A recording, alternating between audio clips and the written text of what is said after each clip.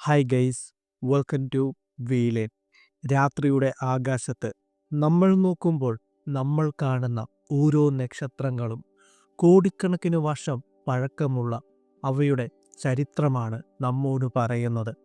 ചില പ്രകാശരശ്മികൾ നമ്മളിലേക്ക് എത്തുവാൻ മാത്രം അനേകം വർഷങ്ങൾ സഞ്ചരിക്കേണ്ടതായുണ്ട്.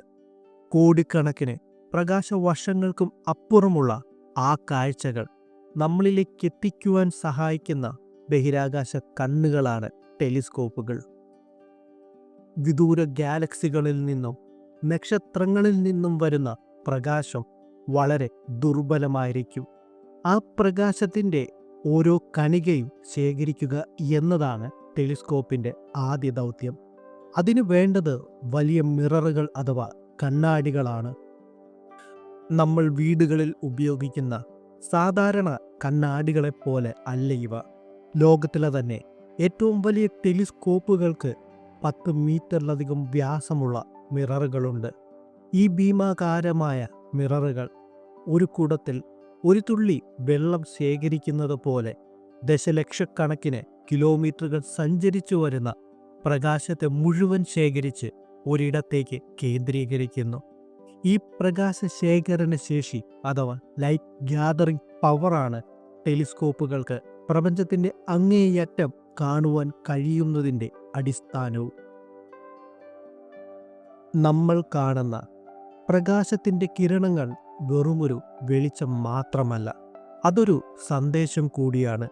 ആ സന്ദേശവും വായിക്കുന്ന വിദ്യയാണ് സ്പെക്ട്രോസ്കോപ്പി. ഈ സാങ്കേതിക വിദ്യ ഉപയോഗിച്ച് പ്രകാശത്തെ അതിൻ്റെ ഘടകവർണ്ണങ്ങളായി വേർതിരിക്കുന്നു. ഒരു ഗാലക്സിയിൽ നിന്നുമുള്ള പ്രകാശത്തെ ഇങ്ങനെ വേർതിരിക്കുമ്പോൾ അതിൽ അടങ്ങിയിരിക്കുന്ന കെമിക്കൽ എലമെൻറ്റുകൾ എന്തൊക്കെയാണ് എന്നും നമുക്ക് മനസ്സിലാക്കാം.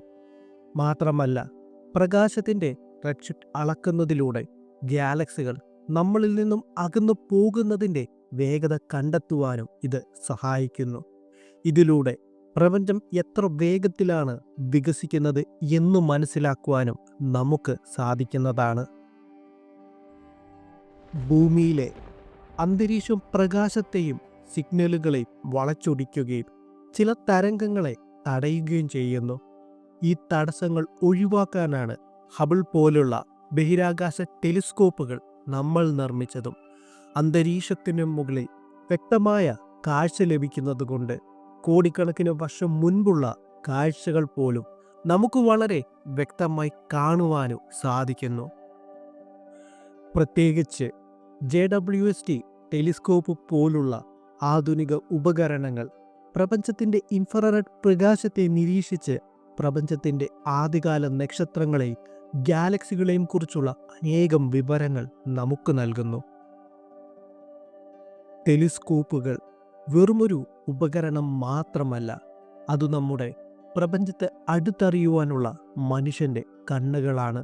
വലിയ മിററുകളും ആധുനിക സ്പെക്ട്രോസ്കോപ്പിയും ബഹിരാകാശ നിരീക്ഷണങ്ങളും ചേരുമ്പോൾ കോടിക്കണക്കിന് വർഷങ്ങൾക്കപ്പുറമുള്ള പ്രപഞ്ചത്തിൻ്റെ രഹസ്യങ്ങൾ ഓരോന്നായി നമ്മുടെ മുന്നിൽ തെളിയുകയും ചെയ്യും. അപ്പോൾ ടെലിസ്കോപ്പുകളെക്കുറിച്ചുള്ള ഈ കൊച്ചു വീഡിയോ ഞാനിവിടെ അവസാനിപ്പിക്കുകയാണ്. വീഡിയോ കൺക്ലൂഡ് ചെയ്യുന്നതിന് മുമ്പായി നമ്മുടേത് വളരെ ചെറിയൊരു ചാനലാണ്. നിങ്ങളുടെയൊക്കെ സപ്പോർട്ട് ഉണ്ടെങ്കിൽ മാത്രമേ മുൻപോട്ട് പോകാനായി സാധിക്കുകയുള്ളൂ. പറ്റുവാണെങ്കിൽ വീഡിയോ ഒന്ന് ലൈക്ക് ചെയ്യണമെന്നും ഷെയർ ചെയ്യണമെന്നും ഒരു കമൻറ്റ് ചെയ്യണമെന്നും ഒക്കെ ഞാൻ നിങ്ങളുടെ റിക്വസ്റ്റ് ചെയ്യുകയാണ്. അപ്പോൾ നമുക്ക് അടുത്ത വീഡിയോയിലൂടെ കാണാം.